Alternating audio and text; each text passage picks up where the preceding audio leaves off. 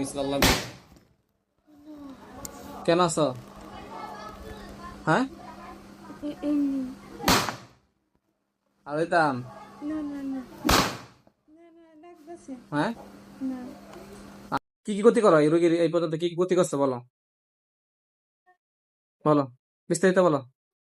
কিছু না, ওর থেকে সবাই দূরে সরাই দিছে। হ্যাঁ, ওর থেকে ওদেরকে ওর কাছে আসতে দেই না। আর একটু জোরে বলা যায় না? চিল্লায় বলো। ওর থেকে সবাই দূরে সরাই রাখি আমি।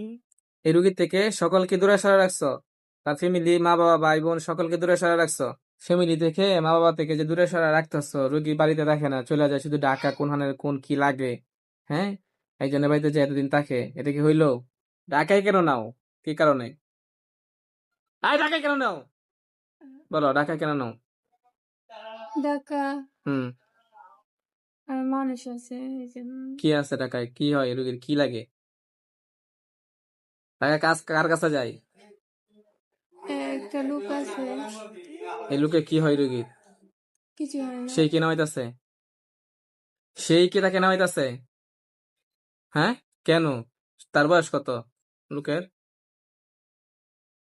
বয়স জানি না। হুম, তোমাকে পাঠাইছে, তুমি জানো না? সঠিক কথা বলো।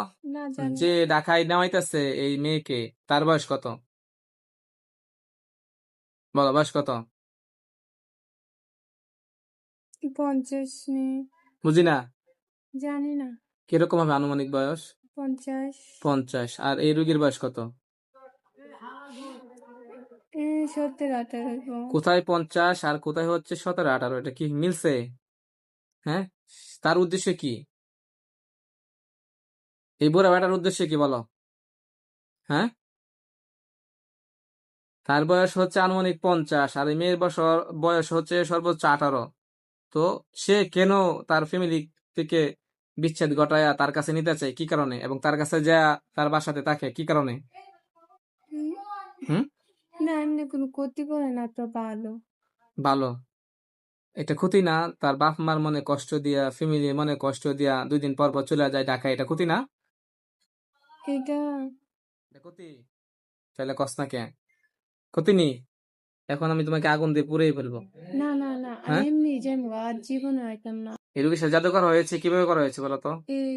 এটা পরে খিতা বলো।